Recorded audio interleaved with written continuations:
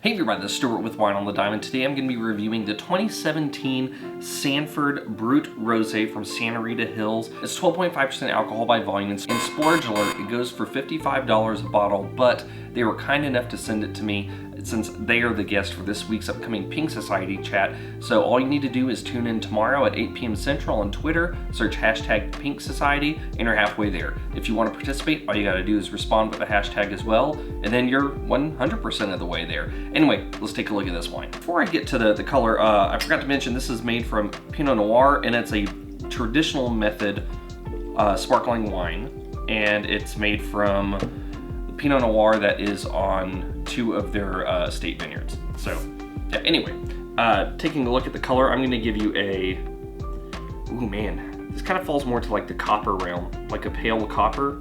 And I know copper is not a WSET term, but it's a master quart term, but this is the closest thing I could think of.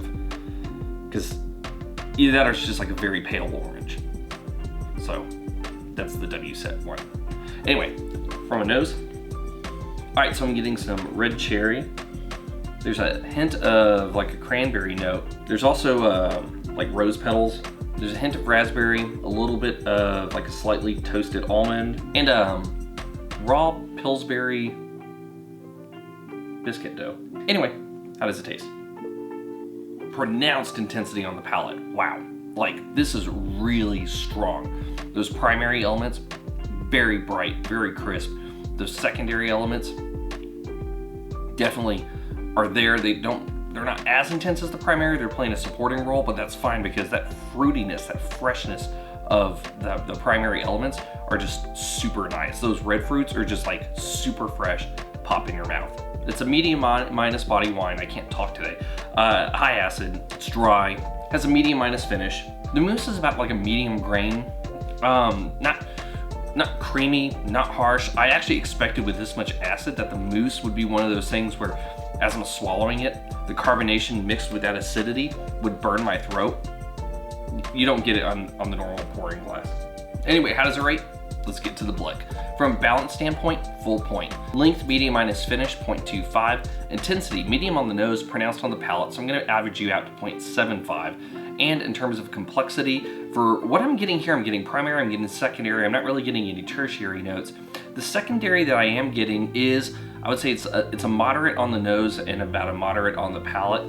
However though, I am getting an MLF type of note. I'm getting a little bit of sort of that like toasted almond that you would get from the wood as well. So because of that, I'm gonna go ahead and give you a full point because this wine really hasn't gotten to a point where it would actually be developing tertiary yet, especially with the amount of acid that it has in it. So in the end, you're a very good wine. I think this is a great wine.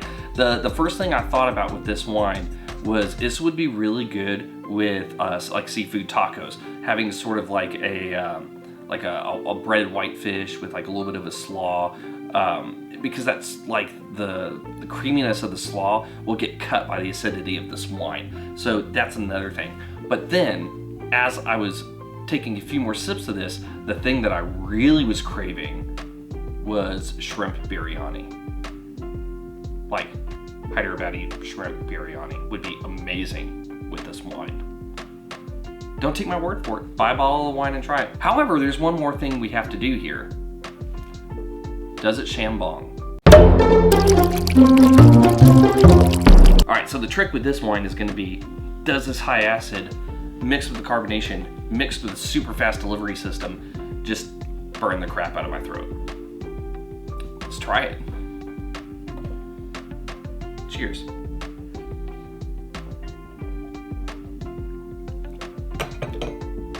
Dude, that shambongs really well. I did not expect that. I really did think that I was just going to have the acid from Venus just totally destroying my esophagus.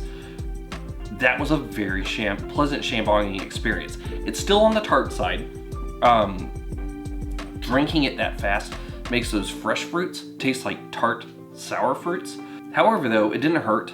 It was really tasty, and yeah, you also shambong. Anyway, this was Stuart with Wine on the Dime. If you like today's review, please like, subscribe, and comment. Have you had the 2017 Sanford Brut Rosé? I'd be interested to know if you have. Leave a comment below, and I'll see you all again soon with another review from Wine on the Dime. And don't forget, tomorrow at 8 p.m. Central on Twitter, search hashtag Pink Society and join us to learn more about Sanford and to hang out with some cool winos, and I'll see you there.